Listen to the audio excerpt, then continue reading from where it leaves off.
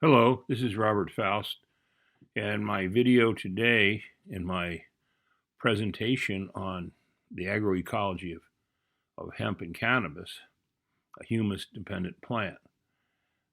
The idea here is that in nature, and that can be witnessed in many places in the world, hemp is a wild plant that grows in a pure stand, which it maintains, and could be for decades, could be hundreds of years.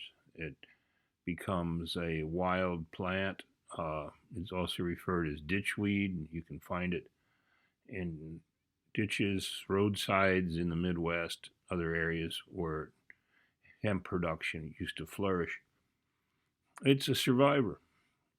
Can grow without our help whatsoever, and it tends to build up a layer of leaves and branches, and it dies back every year, and its seeds drop, it reseeds, and it builds up a thick layer of humus or humic substances in the soil and mulch. And it just maintains itself by producing a smother effect. And that's why it used to be called a smother crop. It's a way to clean up your field of weeds. It did it by just sheer mulching them out, but it also has allelopathic effects from the root system that suppress other plants or weed, what we might call weeds. Of course, it's called weed too, but it can suppress competition by allelopathy, which is the secretion of chemical compounds that prevent other seeds from germinating, kind of like a natural herbicide, and then just sheer strength of its shade, its ability to smother other crops effectively and build up a thick layer of organic matter and mulch. And then year after year, it gets better. In many places of the world, all you have to do is just go out and hand harvest natural stands. And that's frequently what's done. And so that's how the plant grows. It's a naturally occurring biodynamic plant, meaning that it has an effect on the soil, a positive biological effect. And on top of that, it builds organic matter and humus. And you end up with a better field, and you can go into another crop after that, and with the best possible results due to the buildup of humic substances. So that's hemp or cannabis. It's the same thing: cannabis sativa, cannabis indica. Same plant, different strains, just like there's lots of different strains of corn or beans, and they have different effects, and they're selected for those effects. So the most potent cannabis varieties, at least potent in terms of bioactivity or psychoactivity, are ones that were hand selected over centuries and eons in Europe, parts of the Middle East and North Africa, even Jamaica, India particularly, northern India, Himalayan areas where these wild stands exist, and also where they use cannabis both as for practical aspects and also the spiritual aspects. So that's my introduction, and I'll just go on to the next subject here.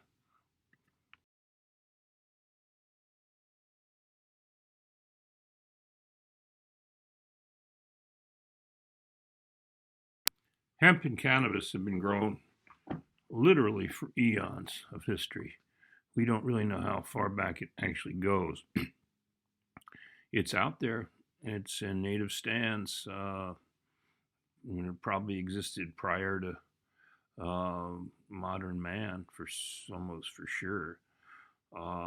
It certainly is an important source of seed and feed for migrating birds. It wasn't just, it's not for us necessarily. We learned how to utilize it. It grows in pure stands, like this field somewhere in the world that grows large stands.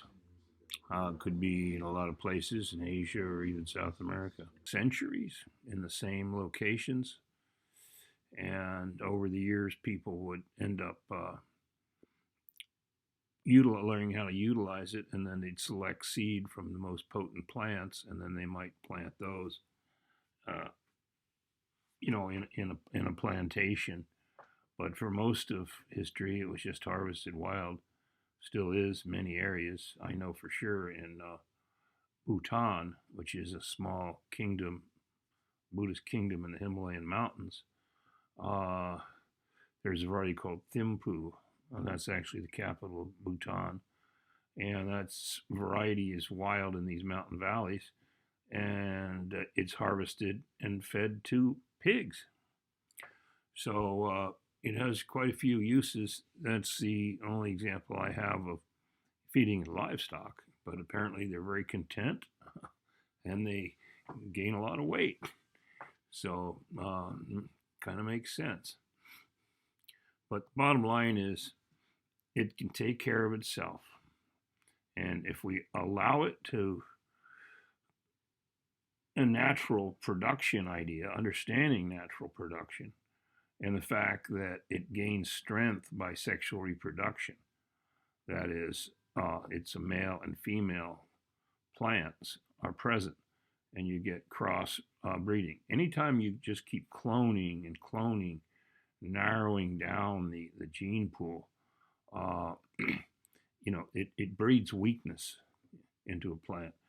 And then without constantly shifting of genes and resistance and evolution of the genetic profile, which adapts to stress factors like plant diseases, insects,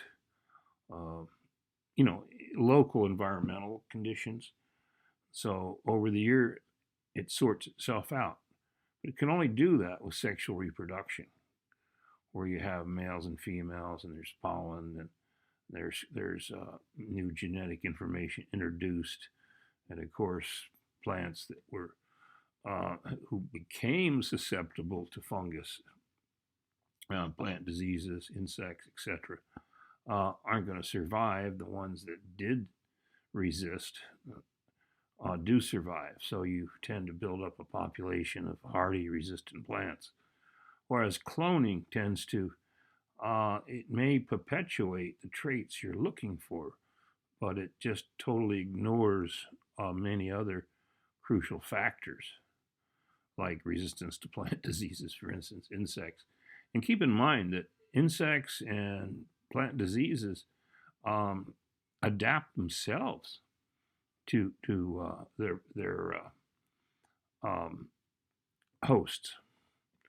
That is, they learn how to infect the host, but the host plant also learns how to resist the pathogen or the threat, whatever it is, insects, environmental conditions, soil conditions.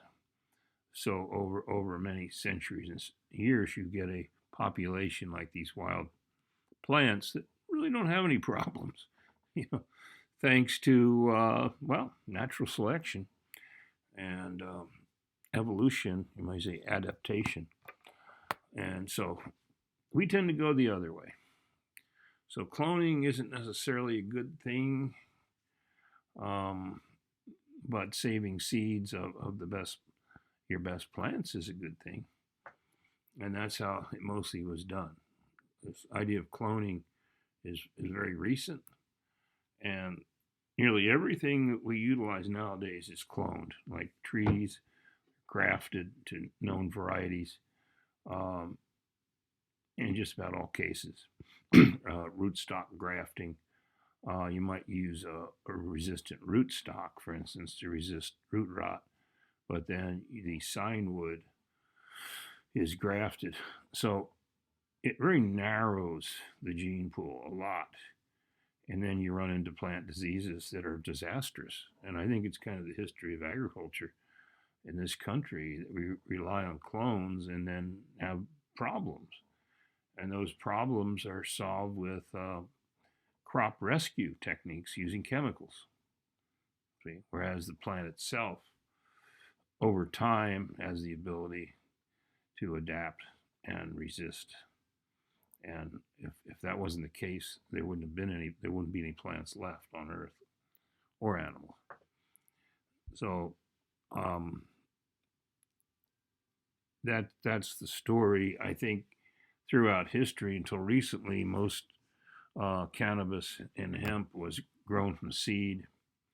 And for instance, if you wanted to produce sensimilla in, say, Mexico or Colombia, places where it was produced for, we had legalization. It was pretty much they'd go out in the field and pull the male plants at the right phase, stage, to produce sensimilla, which is seedless buds. And they might leave some plants, of course it's impossible to remove all the male plants, and then to produce seed, they would select from fertilized plants that met their potency criteria. But it's pretty much like a lot of things where they're from specific regions. Originally, cannabis was, it was where it's from, kind of like coffee. Is it Colombian? Is it Mexican? Is it Jamaican? And is it Costa Rican? So it's the same with coffee. You really identify the properties and the characteristics of the plant by where it was grown. So back in the 60s and 70s, it was pretty much, it was Mexican, it was Colombian, it was Jamaican, it was Middle Eastern hash like Moroccan or Afghani, or it was various versions of locations. Like in case of Mexican, just in general, CD Mexican was pretty much a standard product. But then you had the much higher grade Acapulco Gold, Colombian Gold, Panama Red. So specific strains of a regional plant.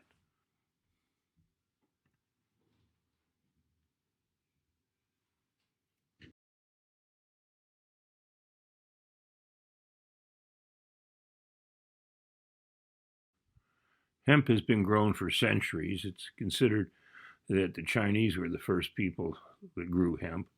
And of course, today they lead, in hemp production. Acreage and utilization of hemp is China today. But during the American colonization period, the area around Philadelphia and other areas where heavy production of hemp was required for shipbuilding. To equip a sailing ship in those days took over a mile of rope. So quite a bit of hemp had to be produced to produce the sails and the rigging. And I know my own ancestors, almost for certain, grew hemp in southeast Pennsylvania back in the 1730s on.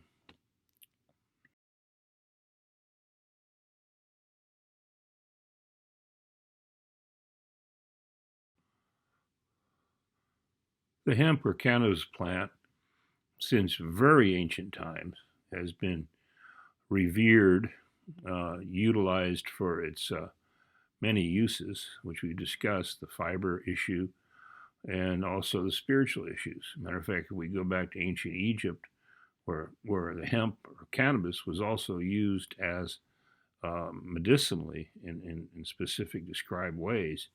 Also, the Egyptian goddess Seshat was associated with cannabis, and you see on her headdress there's a cannabis leaf. She's got a rope there. Now that rope is a hemp measuring rope, which was used in their architecture and their building to measure distances.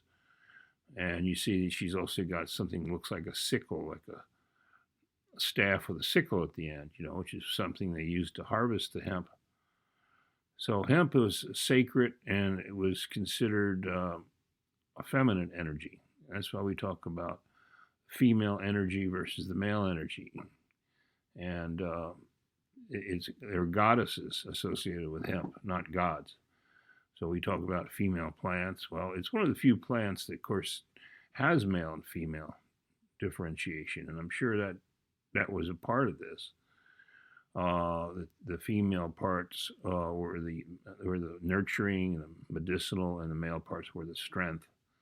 You could make fiber and building materials. And then we get into the Indian. These things are happening simultaneously around the world. You have Kali Ma, the consort of Shiva, that was associated with cannabis in India, really far back in ancient times. This is the creator and the destroyer entity.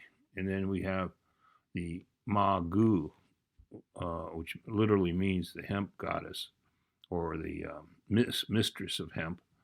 And that is, under Chinese mythology, was the female entity associated with hemp and cannabis.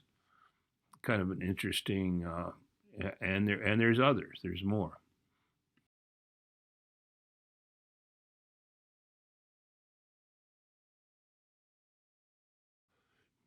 Being as that hemp is what is known as a biodynamic plant, it can affect soil in many ways, many beneficial ways, and it requires a high humus environment. The best methods to grow it, and of course the methods that were always growing it until recently, were organic and biodynamic methods. So we need to understand a little bit what organic is, what biodynamic is, and utilize those really time tested and proven methods. Because only in the last about 100 years have we been using heavy dependence on salt fertilizers, which were available in quantity after World War I because the plants required to make explosives, ammonium nitrate specifically. And so once the war was over, they needed somewhere to go with that, artificial nitrogen.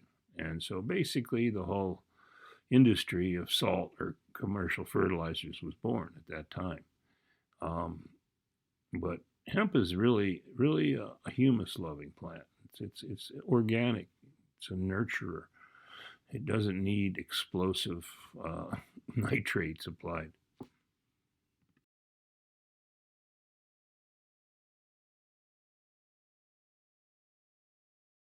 In nature, cannabis maintains its own stand and builds the soil, builds the organic matter, and then it's decomposed into humus and then humic substances. So what we see is a 3-layer situation. Seems to be the best approach, and that is the first layer is well decomposed compost, and that means compost that critters live in. Okay, so it's aged to the point where it has earthworms in it and other animals. It's stable, so it has that humus smell, and then on top of that you use a partially decomposed compost. You can still see the leaves and stems of the plants that comprise it, but it's dark now, or brownish dark. And that's the middle layer of the sandwich. And then the top is the undecomposed organic matter, which would be leaves, bark, twigs, straw, a whole range of materials that are put on the top. And then these things feed the layers below until you get down to the soil interface, where these are converted into the necessary plant nutrients. And you'll notice that you're keeping the soil moisture too, and that's important to cannabis. And it'll grow its root system right along the surface if it has the right conditions. And for that to happen, it has to have mulch. It has to have this layering effect, or mulch.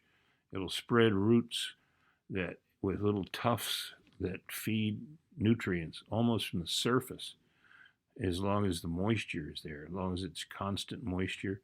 And this mulch arrangement provides that opportunity to allow the root system to develop beneath the 2 upper mulch layers, and then it can absorb the nutrients that are either leached from those layers above or absorb the nutrient from the layers below, which microorganisms are producing soluble elemental complexes that can be absorbed by the root system.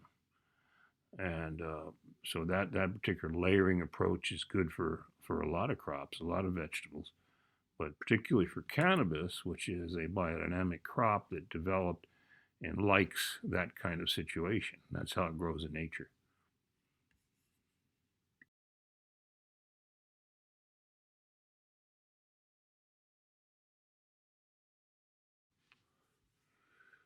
When we talk about organic farming, we got to realize that it's a relatively new term.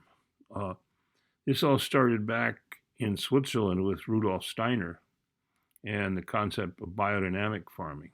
Rudolf Steiner was more well known probably as the man who developed the Montessori school concept. He was a philosopher, a scientist. Uh, he was involved in a lot of different areas, including agriculture, and he's the one that pretty much influenced the whole, well, what we have today. We can thank Rudolf Steiner. He influenced J.I. Rodale, who developed Organic Farms and Garden magazine, that influenced America and really got the organic farming going. But biodynamic was there from the beginning and all along. And the concepts of biodynamic are important to the development of the organic. And we got to realize that organic doesn't mean you do nothing. That's what we call organic by neglect. And also, it shouldn't be organic out of the bag. That's where you just use the same practices and ideas you do in so-called commercial or chemical agriculture or farming, but a different bag, different substances, using allowed substances versus salt fertilizers and pesticides. It's not just a substitution. It's a complete different philosophy and methodology of farming.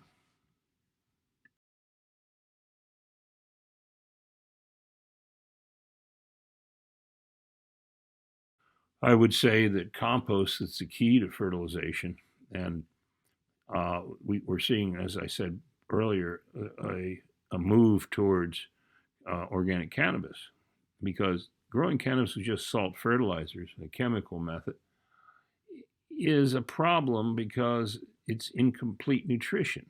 So the plant can't complete enzyme systems. It may be lacking in humic substances or organic compounds. So it can't synthesize or produce all the terpene and cannabinoid profile that it would normally do. So to get the quality in any crop, you need the polyflavonoids, you need the precursors of all these terpenes, flavoring and coloring compounds, but they also have important biochemical value to the end user. So the best way to get the quality and get the terpenes is to use organic methods, and the key to organic methods is to use compost. Actually, the key is to make sure you're supplying humic substances, and that can be from your own compost, purchased compost, or the use of more concentrated humic acid sources like our product Full Power, Full Humics, and a range of other products, including our VAM, which also contains not only living fungal spores that of the endomycorrhizal fungi, but it actually has a base of humic substances, or humus. And the interesting thing about mycorrhizal fungi, it produces humic substances in your soil. It's one of the world's cheapest chemists.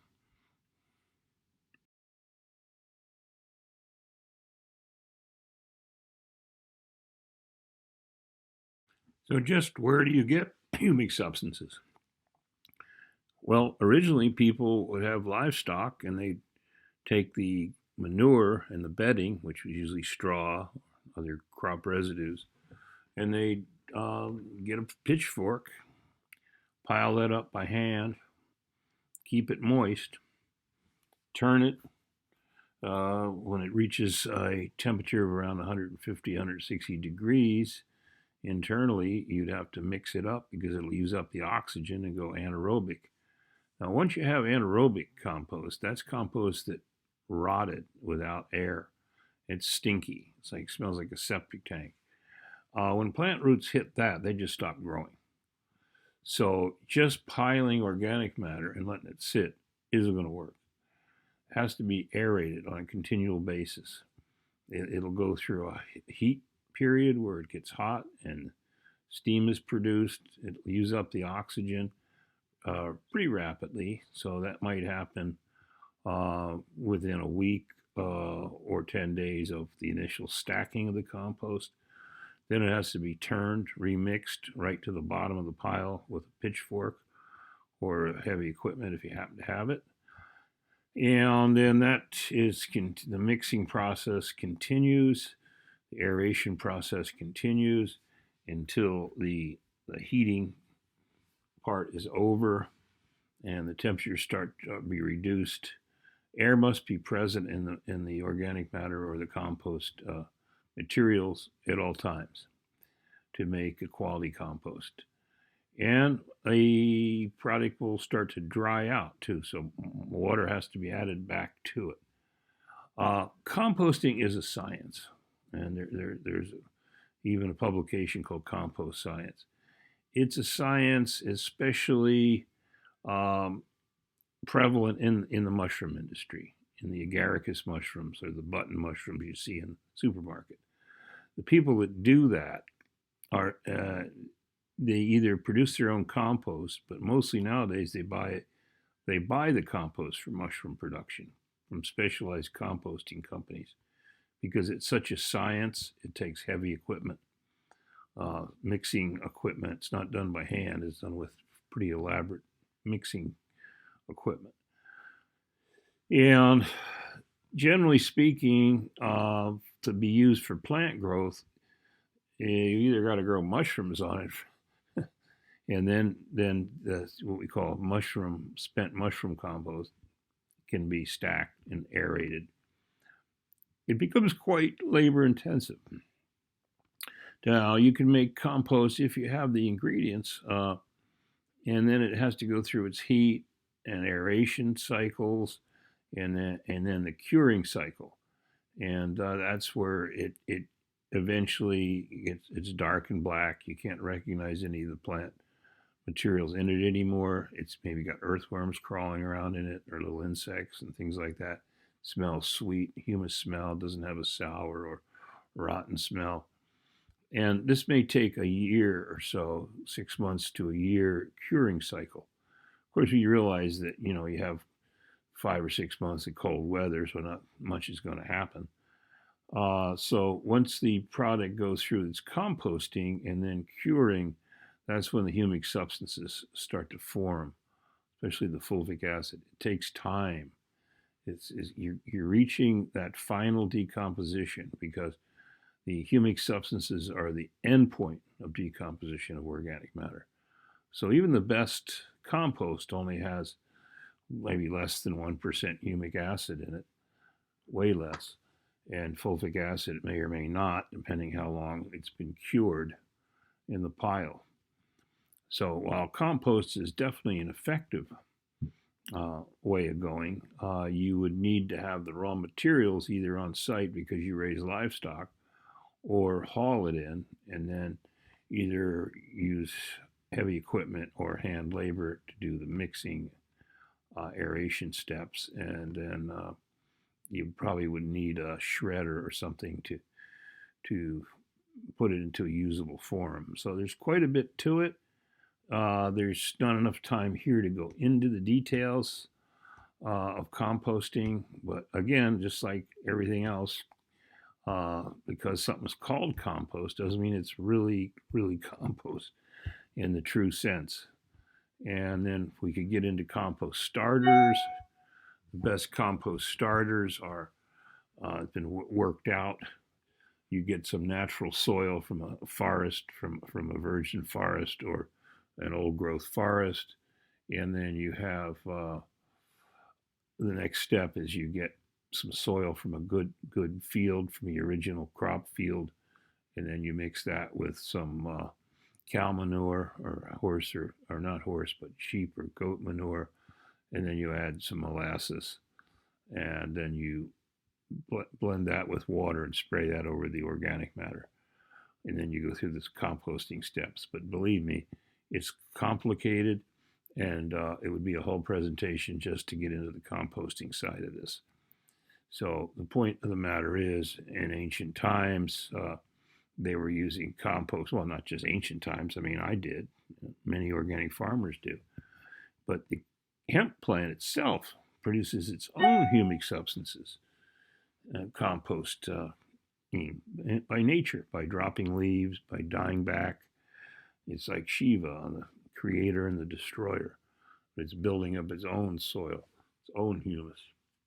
But if you don't have, most people don't have an old hemp field that's done that. So you have to use biodynamic organic techniques like cover crops, green manure cover crops, legumes, biodynamic compost, and what a lot of people rely on is humic substances, which are pre-decomposed. Nature's own compost is only required at rates of, if it's a good product, if it's the real thing, 50 pounds an acre will do it. And that would be equal to, 20, 30 tons of compost. In terms of humic substances, you still have to deal with the nutrient content. Make sure of the nitrogen levels, and pretty much hemp or cannabis doesn't respond much to potassium. It's really good at scavenging potassium. Nitrogen is probably the most limiting factor on your average agricultural soil. It's somewhat depleted in nitrogen. And some of the sources of nitrogen that are used in traditional cannabis culture would be guano, bat guano, for instance, human wastes, a range of organic fertilizers, chicken, dehydrated poultry waste, various and sundry waste materials, even cottonseed meal, etc. Again, it's very complicated, and it's a subject in itself. Just getting into that, but this is plenty available information on good organic techniques are available in many books and online. So to be a good cannabis farmer, it's a good idea to be a good organic farmer first. Understand the principles of organics. And then you can decide on whether you're going to produce your own compost or vermicompost. That's earthworms. The castings from earthworms are very effective. That's the next. That's up there with using humic substances. And then a really good biodynamic compost.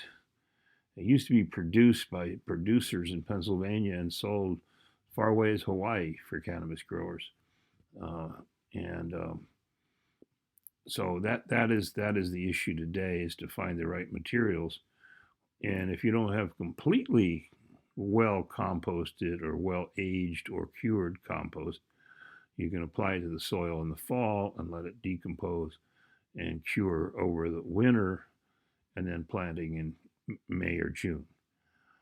These are all traditional organic farming techniques.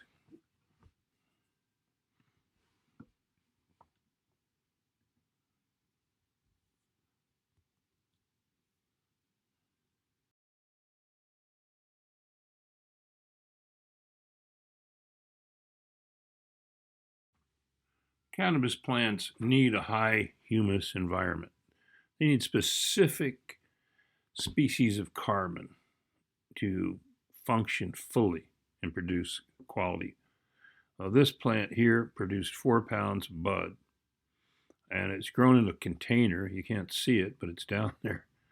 And it utilized natural bio stimulants, humic acid, fulvic acid, kelp-based products, and fulvic acid, and then sufficient compost and nutrients to provide the basic nutrient needs of the plant. So you cannot get to the full potential without meeting its need for organic components. Hydroponics only provides NPK, nitrogen, phosphorus, and potash, and trace elements, along with secondary elements like calcium and magnesium, potassium. So they're just strictly elemental compounds in a salt form. The plant, to get to the highest yield potential, and especially quality factors, the terpenes, cannabinoids, the content of cannabinoids, terpenes, etc., and then just the smoothness of the finished product, requires a range of carbon and carbon species like you'd find in a natural field operation, where organic matter decomposed by microorganisms over years and years, and the soil build up, and the plants can be very, very aggressive and very, very vigorous, and eventually just maintain pure stands.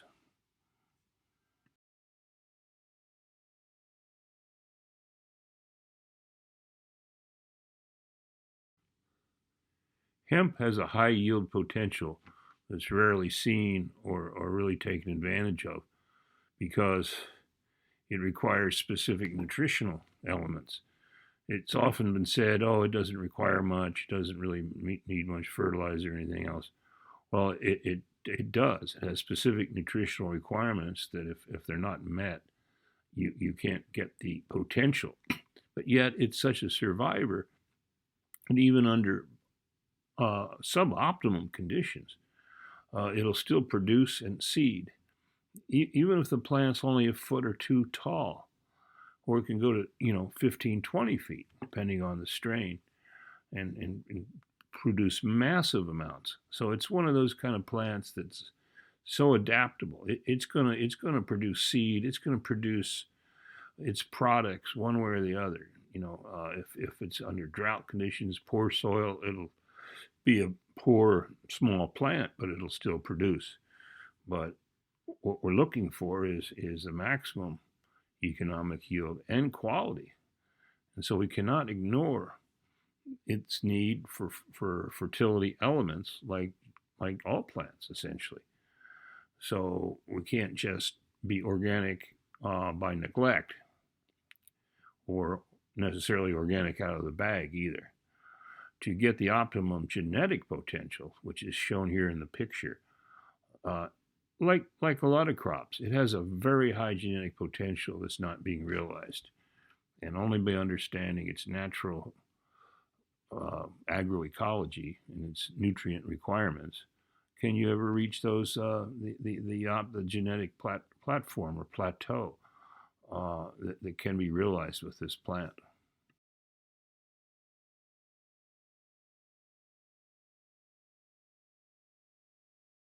One of the crucial elements required by plants to reach this genetic potential, the higher genetic potential they have, is the so-called fulvic acid. Now, fulvic acid is just defined as a fraction. It's the acid-soluble fraction of humus, and humus is defined as the end product of decomposition of organic matters. So it's that black stuff, but derived from the black stuff is the gold stuff, and that's the acid-soluble fraction called fulvic acid. And it's called fulvic acid because it's an acid, for one thing. It's also golden, brassy color, and that's what fulvic means in Latin. Fulvicus means brass and gold. So it's really defined by its color and the fact that it's acidic. So if you buy a fulvic acid product and it's not gold, brass color, and it's not actually acidic, well, it can't be fulvic acid. It would be something else. Now you have the black fraction, which is what defined as the alkaline soluble fraction, and that's humic acid. So humic acid feeds the soil and the soil microbes, and they can convert it more into the fulvic form. And the fulvic itself has got such a low molecular weight, it'll be absorbed by the leaves and the roots rapidly. So a lot of people that use our product Full Power note 3 and 4 day responses where they can see a difference within 3 or 4 days. That's because it's really the essence of organic matter decomposition or humus, and it turns on things in the plant cell, in the nucleus of the cell. It turns on plant growth regulator type responses that increase the growth, much like a plant hormone might. But this is all done within the cell, the plant itself. The fulvic acid just activates those genetic pathways that do that. It also turns on resistance to plant diseases and insects. And in response to a good soil and good growing conditions, the additional fulvic acids present will turn on all the protective mechanisms, and the maximum growth mechanisms are throttled up. Cannabis is very vigorous in areas where the seed has adapted to the environmental conditions over hundreds of years, and it pretty much reseeds and produces the optimum conditions in the soil for that plant. And then the plant itself adapts to the conditions. And then you have a regional variety or strain. And we try to do this with just strictly salt fertilizers in hydroponics, or in most agriculture in the U.S., we think we can get away with just adding chemical salts. But in nature, and that's what we're trying to model here, we're trying to understand how nature works, how these plants exist in nature. Because if you go out and see how these things grow where they're native, or where they've been in continuous production or continuous field domination for hundreds of years, you see an extremely vigorous plant that's actually very potent in many cases, and you really don't see any insects or disease issues at all. In fact, nothing is done in terms of crop protection chemicals in most of the indigenous cannabis production in the world. You had a lot of production in places like Colombia, Mexico, and Jamaica. Well, there's no need for pesticides, miticides, or fungicides, because the plant created its own protective mechanisms. Just how does that work? I'll go into that a little bit. But how do we get to it? We get to it, like I've been saying, by using organic and biodynamic techniques. And if it's not field culture, and we're just starting out in depleted soils, then we use mined and processed humic substances called humates or humic acids. You have two forms. You have humic and fulvic. Humic feeds the soil, fulvic feeds the plant. And the fulvic can be applied as a liquid, as a foliar, or it can be applied as a liquid in irrigation or pre-plant. But in the case of cannabis, it's very effective as a foliar. And it can be diluted at rates, well, you have to check the label, because fulvic acid varies so incredibly from almost ineffective to highly potent. So you need to know what you're dealing with. And it should be a product that's registered and a guaranteed level of fulvic acids. And that should be the new test method, which is the Humic Product Trade Association method, as developed and published by Dr. Lamar and now approved by AFCO, and in certain states, like the state of Oregon, only allows fulvic acid registration based on the new approved test method.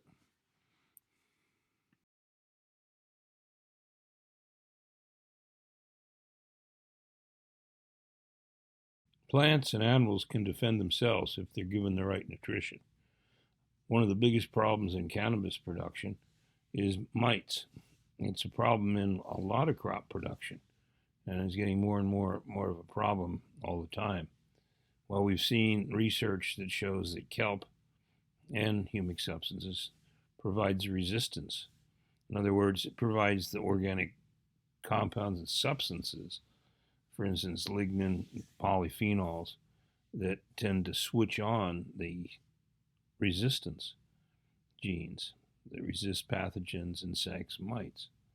And that explains some of the things I saw early on working with humic substances, where I saw resistance to insects and mites disease.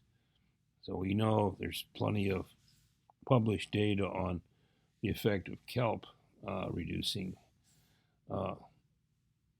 mites specifically. And so obviously with the problem of mites and cannabis, this should be almost an insurance policy, and it's provided in our product Cyto Plus.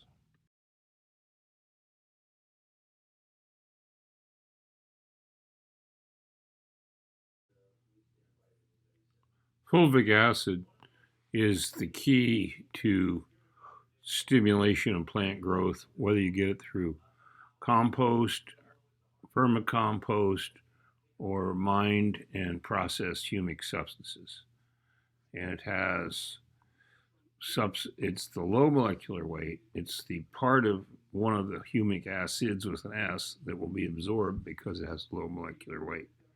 It's really the bridge between the living plant root and the dead mineral of the soil, and it's the major limiting factor to crop yield and quality, along with silicic acid or soluble silica.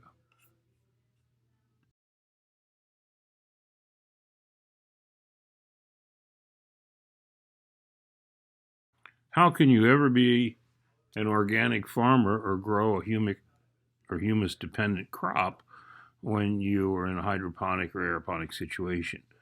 Well, that's necessary to add a soluble humic substance, primarily fulvic acid in the case of aeroponics, or hydroponics, because it doesn't affect the pH or the TDS, and it's immediately available to the plant.